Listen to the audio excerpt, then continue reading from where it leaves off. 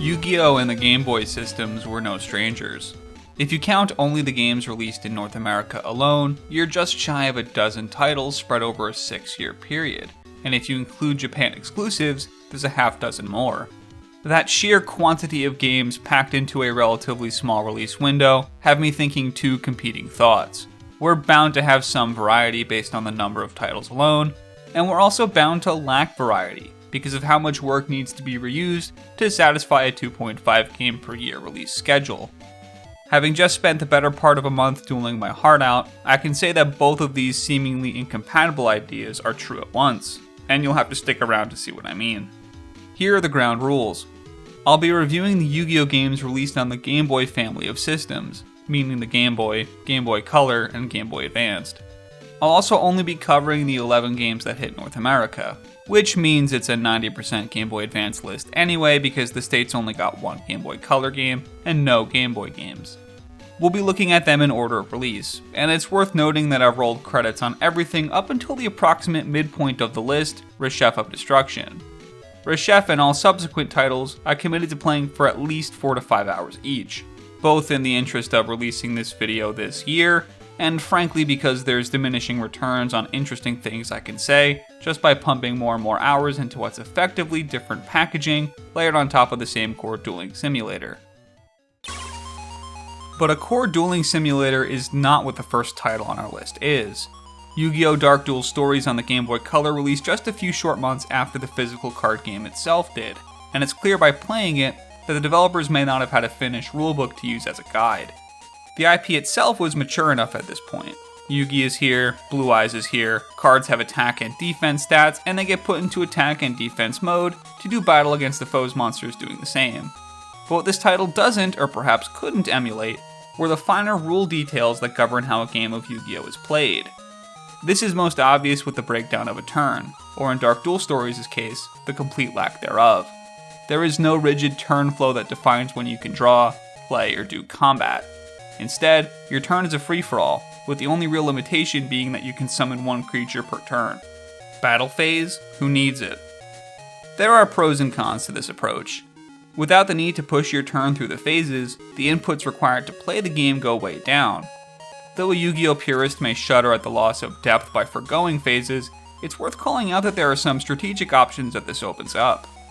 One of my most frequent tactics you could never do in the TCG is gathering information on face-down opponents with attacks, then summoning a creature from my hand for a follow-up attack. For better or worse, this wouldn't be possible outside of Dark Duel Stories because of the card being played between the attacks. That's not the only difference to the core rules though. Elemental typing makes up a 10-way rock paper scissors match that can have a lowly statted creature instantly kill a highly statted creature if the matchup is favorable. At the card level there's differences as well. Though the stats on most cards line up with their TCG equivalents, the designers fudge some effects where they otherwise wouldn't be. Take everyone's favorite Beastman Beatstick Battle Ox, who unlike his TCG equivalent, can quote, swing his axe to wipe out pyro enemies. He's one of a dozen or so vanilla minions to get this bonus effect treatment, alongside Mammoth Graveyard who can now steal enemy power, and Toadmaster who can now jam the board with frogs. But none of those differences even account for Dark Duel Stories' key feature, card construction. In addition to earning new cards for successful duels, you also earn card components that can be stacked together to form new cards. These components are upper and lower bodies that represent different combinations of attack, defense, elemental typing, and level. It's unfortunate that the same sprinkling of effects that hit regular cards don't make their way to the components, turning this edition into simply optimizing the best vanilla attacker. But I do enjoy this feature anyway, and how it allows you to create monstrosities with the art. Outside of the dueling itself, there isn't much to talk about. Battles are accessed via a menu where you can select your opponent from a list of 5, beat all 5 opponents 5 times each, and you'll unlock the next string of opponents. Repeat this a handful of times till you get to the final boss.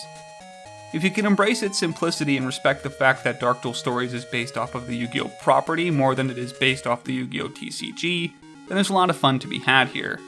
Its differences may actually be to its strength, especially in hindsight. The same unconventional rule set that may have perturbed when it was the only game in town now gets to flourish as a unique differentiator among a sea of similar games. but it's not quite as unique as Dungeon Dice Monsters, a video game based on the board game of the same name. Structurally, the game has similarities to other Yu-Gi-Oh! Titles coming on this list. You can compete in a series of tournaments accessed via menus, wins give you currency to improve your collection, and you'll unlock increasingly difficult foes the more you repeat these 2 steps. What's different is what you're collecting and how that collection can be battled. There are no cards here, only dice. The dice is thematically dressed up to ape the cards with respect to the creatures they summon, but the core rule set is something wholly different than traditional Yu-Gi-Oh! Each player has a die master that sits in a fixed position opposite his foe. Your goal is to strike the enemy die master 3 times, requiring you to both build a path to him and summon creatures on that path to do the striking. All of this is done by rolling your collection of dice, each with different properties. The 6 sides of a dice can house one of 2 things. A summoning crest, which will unfurl the dice on the board, summoning your monster and a path for him to traverse, or a resource of some sort, such as attack or movement tokens. The strongest monsters in the game are cleverly gated behind dice with the weakest odds, maybe only having 1 summoning crest among its faces, while a smaller creature may have 2 or 3 summoning crests. But that's not to say you always want to summon. Sometimes you want the resource accumulation that a non-summon dice roll may bring, and herein lies the tremendous depth at Dungeon Dice Monsters' core. Sure, it's a roll of the dice at the end of the day, but your choice in which dice to roll and when to roll them give you a ton of influence over that luck. There's also the building the path towards the enemy dice master aspect, where you can rotate your unfurled dice pieces to create the terrain. There's a lot of decisions to be made here to try to maximize your ability to get to your opponent, but minimize their opportunity to get back to you. Friend and foe can traverse the unfurled dice alike, so you'll want to leave some defenders behind near choke points. When 2 monsters are next to each other and the controlling party has enough attack crests, a battle can be initiated. This shifts us into a 3D animation where we can see the characters duking it out, with the stronger monster coming out on top. I enjoyed revisiting this one, and though I wouldn't say it's my favorite title on this list, it's probably the one I'd like to most see rebooted or ported to a modern system, for the simple fact that online play would probably solve its greatest vice: bad AI. That's not to say that bad AI is unique to Dungeon Dice Monsters, because that's far from the case, but at least conventional Yu-Gi-Oh! Games will have that fact partially obscured by the opacity of a hand of cards. In a dice rolling game, every gameplay piece is on full display for both players, and you can watch your AI opponents just infinitely making bad choices, rolling low odd dice the whole game, and effectively spending turn after turn doing nothing, accumulating resources it'll never have the opportunity to spend. Not every duel is like that, but enough of them are to keep this game from being the absolute classic it almost was. A classic is undeniably a title earned by Yu-Gi-Oh! Eternal Duelist Soul, the 3rd game to be covered on our list, but the first to be a true Yu-Gi-Oh! Game, not just a Yu-Gi-Oh! Inspired game. It has the same cards as the TCG, it has the same rules as the TCG because it is the TCG, digitized into GBA hardware. It's less of a game to be beaten more than it is a platform upon which to duel.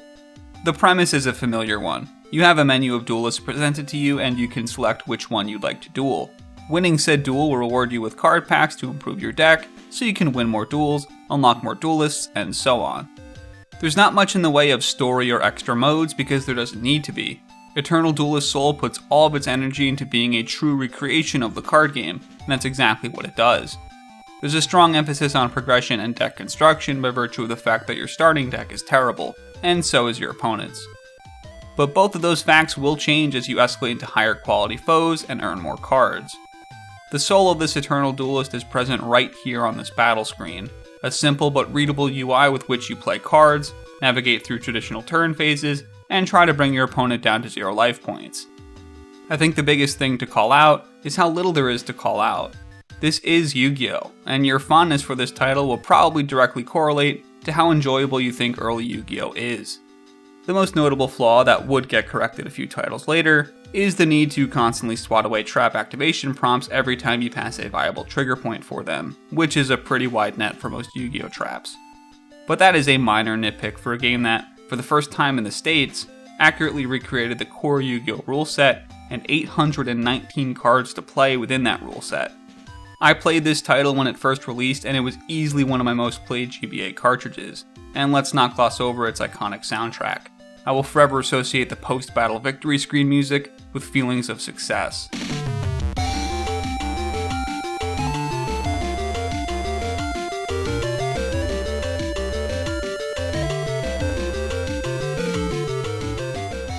Revisiting this title for the purposes of this video, in some ways, makes Eternal Duelist Soul retroactively less impressive, because it was the template that nearly every future Yu-Gi-Oh! GBA game built itself off of and improved upon. But that's only because that template was worth using. It's the solid foundation that started a tradition of annualized flagship Yu-Gi-Oh! Games hitting the platform, and adding whatever cards may have been released in the 12 months since the last core game. Eternal Duelist Soul isn't just a game.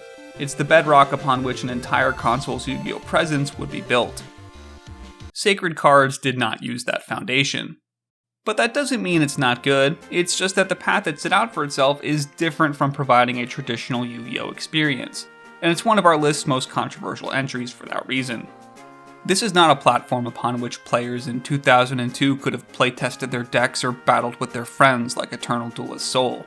It actually borrows from Dark Duel Stories' combat system with phaseless turns, typing advantages, and even the way deck construction is limited by a deck power cap that you can increase by winning more duels. But most interestingly is that it throws a mini RPG on top of that. Your enemies aren't portraits selected from a menu, they're sprites out and about in the world. There is a final boss to be battled, and the story is most certainly anime. It starts out in the way many Yu-Gi-Oh! Stories do. You're a young boy joining a dueling tournament, and get a chance to play against the show's cast of characters. But it soon becomes clear that nefarious parties are at play in this tournament that may threaten the sanctity of the duels, or worse. Familiar as its story premise may be, it's still an enjoyable romp. The duels themselves may not have as much depth as other titles, but the major appreciable addition from Dark Duel Stories is actual card art that's visible without needing to show detail.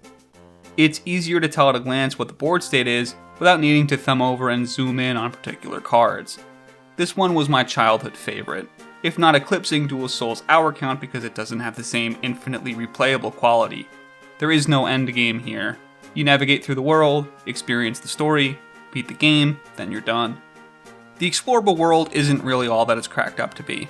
There's really nothing to do outside of dueling or going to the card shop, and the overall difficulty level of the game is a bit on the low side, but for what it is I still enjoy it. The phaseless turns and visible card art might make Sacred Cards the most frictionless Yu-Gi-Oh! Game on our list. The only inputs you're giving to your controller are ones to play cards and attack, not to inspect or phase shift. It's simple, and that's an attribute that can go a long way if you're looking for short handheld gameplay sessions. It's Yu-Gi-Oh! Light with an RPG twist. And though that simplicity may overstay its welcome by the time the credits roll, it's a pretty undemanding Yu-Gi-Oh! Experience that I think gets way more hate than it deserves. Are you getting deja vu?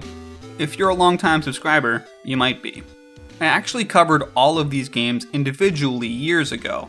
I've been looking to revisit them both to produce a video that better meets my current standards, and to continue that marathon that I unceremoniously dropped over 2 years ago.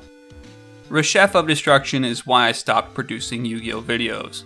I didn't know how to, or even want to, make a video about a game I profoundly disliked and did not want to finish. I had no prior experience with this one, but knew going in that it wasn't much loved by the Yu-Gi-Oh! Community. Then again, I'd heard conflicting things about Sacred Cards too, so maybe it was overblown.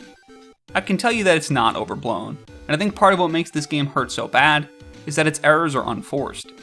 Reshef of Destruction is a sequel to Sacred Cards. It's story-based, it's set in the same world, it has the same card battling UI, etc. Almost everything I said about Sacred Cards applies to Reshef, so why the negativity? Reshef of Destruction makes two extremely critical errors. Critical error number 1 is introducing cards with passive effects, like board states that buff certain monster types. On the surface, that doesn't sound like an error. That's just a card type that was missing from Sacred Cards, and their inclusion should surely be a benefit. In a vacuum, it would be. The issue is their implementation. The game does checks to see whether or not a passive card like this is in play, so that it can properly assign bonuses accordingly. But crucially, this check doesn't run invisibly and instantaneously in the background. It's visual, and it runs after every input you make. The game cursor jitters around the screen and makes a beeping noise as it verifies each board slot, even if a passive card is not in play. The end result is that the smoothness that was arguably Sacred Cards' greatest asset is gone completely, forcing you to wait half a second after every creature summoned, after every card attacked, after every spell activated, and after every turn passed. I'll play a few seconds of footage from both Sacred Cards and Reshef of Destruction so you can compare.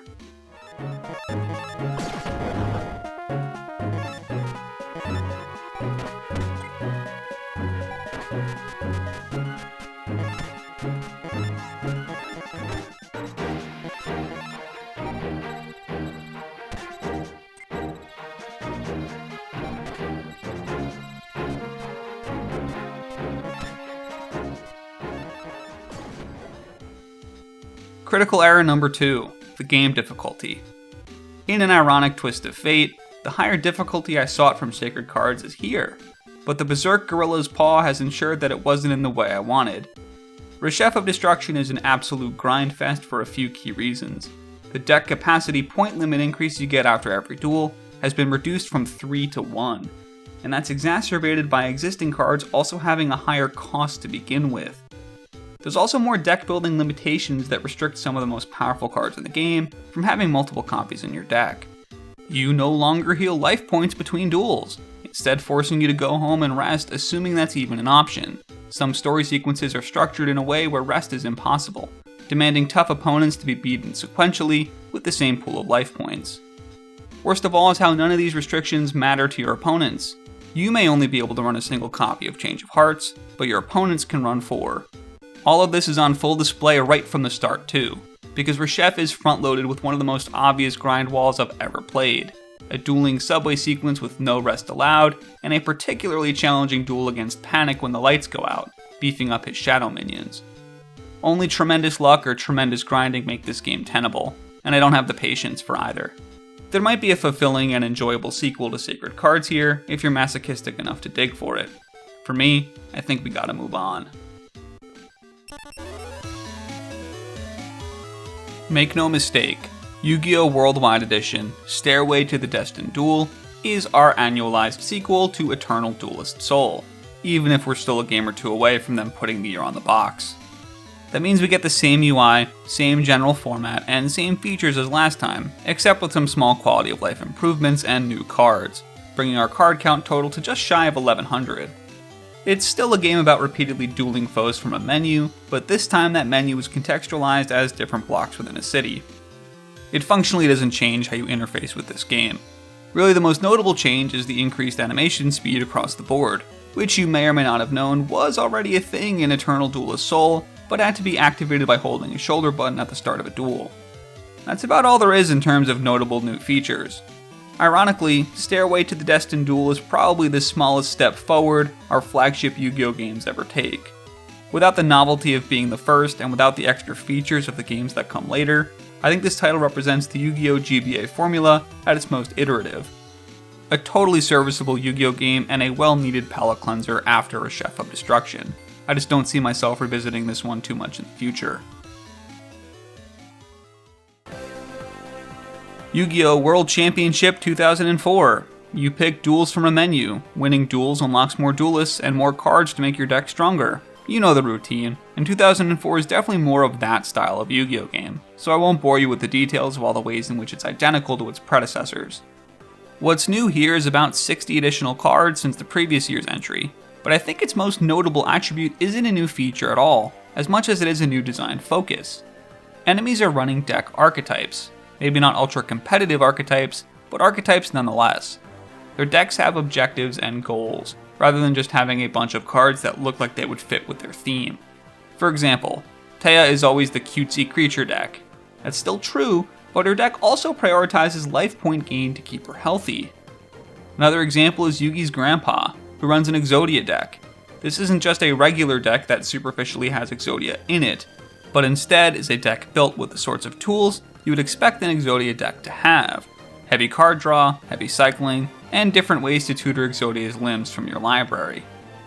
For the first time, it feels like from the moment you're booting up the game, you're playing against different strategies, instead of just the same simple creature combat strategy, themed up in different ways. It may not sound like the sexiest thing in the world, but it makes a notable difference to your strategy when you have something specific to build around, rather than just trying to build the strongest deck in a vacuum.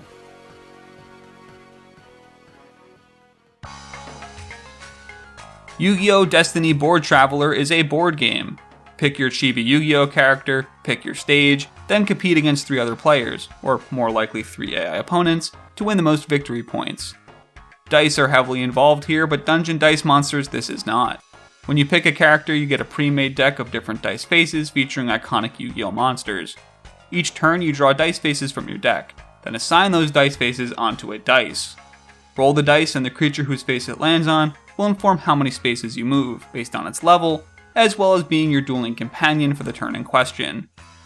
Think Monopoly, except instead of the influence you get to exert on the different tiles being based on your finances, it's based on your duels.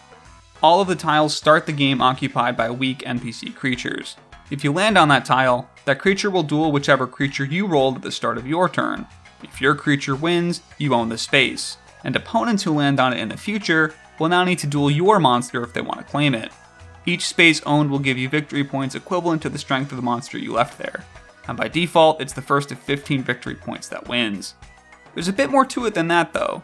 Each character has their own signature move that they can use in addition to their unique deck, and each board has its own attributes, usually some sort of perk or detriment whenever you pass go.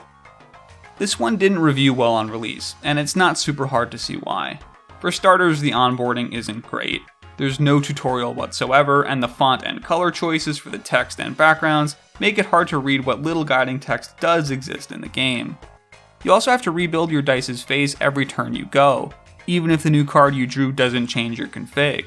There's a minimum of like 10 to 15 different inputs just to get through your turn, and if you're playing against AI, you'll be clicking through the prompts of their turns as well.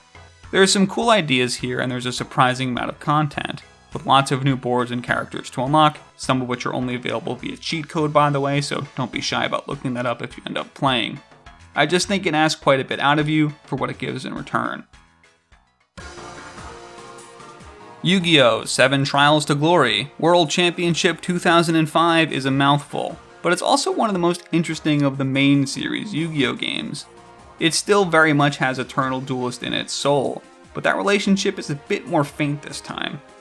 It's interestingly the first time we're going down in the total amount of cards, to a total of 1,000, but that's offset with some benefits elsewhere. For starters, the game has gotten a pretty major facelift. Dual UI has the same key information, but its camera has been shifted a bit to give us a more isometric perspective. This angle gives the dueling a lot more visual depth, and holding your cards looks more like actually viewing them in a hand rather than from a helicopter. When you first start the game, you're treated to an in-game shop which tries to facilitate a true-to-life shopping experience. Among the options you can buy are the actual starter decks that they originally printed like 2 decades ago, Starter Deck Yugi, Kaiba, and Joey. Once you're done shopping, you'll discover that we're not just in a menu, we're a sprite that can travel the globe to different key areas on the map. But despite surface level comparisons you may be able to make to the last time we controlled a sprite, this is definitely not an RPG. It's functionally dueling people from menus, except the menu is now the overworld. There's no story to move through or discoveries to make out in the world. The people and their locations do shift as the days pass, and there are unique tournaments and challenges accessible to you. That even includes dueling puzzles, which test your game knowledge by seeing if you can pilot a particular board state to a win. The most significant improvement for me is the inclusion of deck loadouts. You can have multiple decks in World Championship 2005 and swap them out when needed. It's an awesome addition, and it's surprising that it took this many iterations to get there. There's also a rotational ban list. Every in-game week there's a list of banned cards that you can't include in your deck, or restricted cards that you can only include as a one-of. Ironically enough, trying to juggle this ban list with multiple decks was cumbersome at times, but it at least incentivizes using cards outside of the favorite staples all the time. I don't think the move away from menus made sense for what this game was trying to do. Without an accompanying story for the world, it just feels a little aimless and progressionless. At least with the menus, we were moving on to bigger and badder NPCs as we accumulated wins. In 7 Trials to Glory, it sometimes felt like I was just dueling randoms for the sake of it, so that enough time would pass for a tournament to be held. But the wheat certainly makes up for the chaff. The inclusion of loadouts, the updated user interface, and the addition of dueling challenges make this title a standout entry in our list.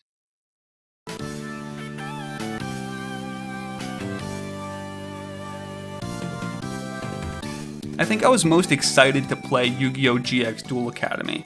This is my first time interfacing with a GX product. All of my Yu-Gi-Oh! Knowledge and experience comes from the game that predate this season of the anime, so I had no idea what I was getting into. And apparently that was adding a very light visual novel to the duels. We play as the new kid in school at the Dueling Academy, and the objective is established right up front. Rise through the ranks and become the king of games. How does one become the king of games? Simple.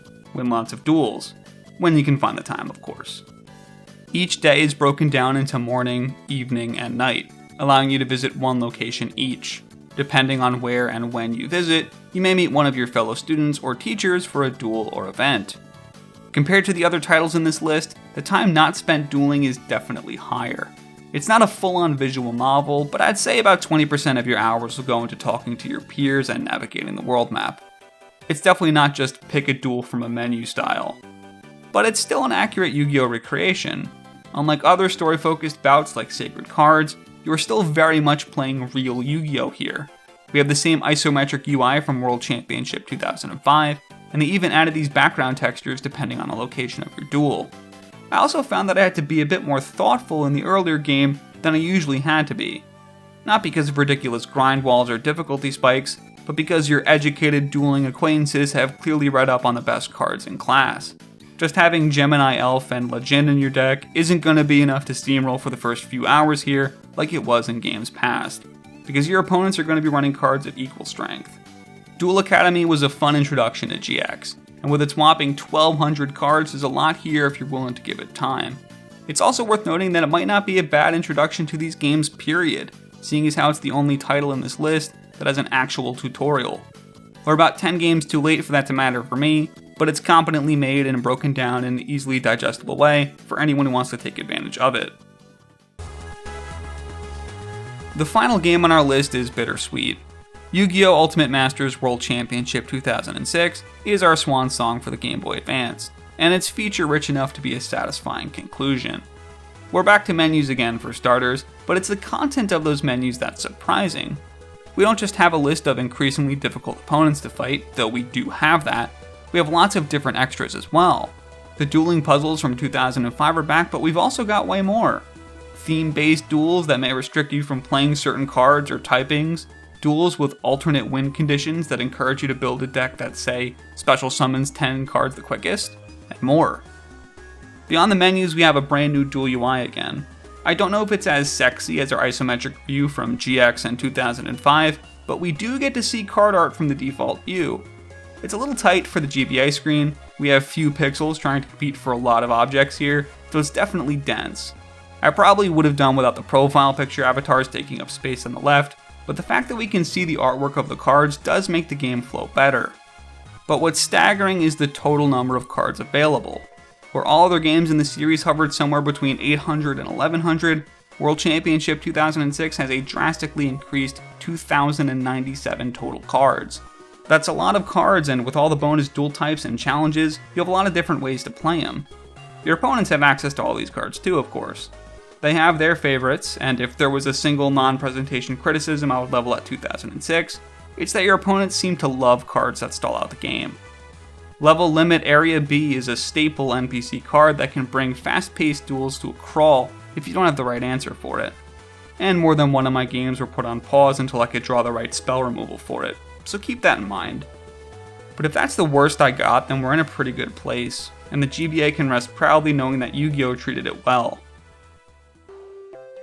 For the 6 years Yu-Gi-Oh! Games were printed on its hardware, we saw design decisions rise and fall, crisscrossing levels of tech and priorities, alternating between traditional Yu-Gi-Oh! And untraditional spin-offs, and a hell of a lot of dueling. I don't think that the path it took was a linear line of improvement, but I think it got there in the end. I may not be nostalgic for World Championship 2006 like I am for the games that preceded it, but with how content-rich it is, I might become so. Whether or not it'll become my de facto Yu-Gi-Oh! Game of choice, we'll have to wait and find out, and we may need to expand our search to other platforms to see what else is out there.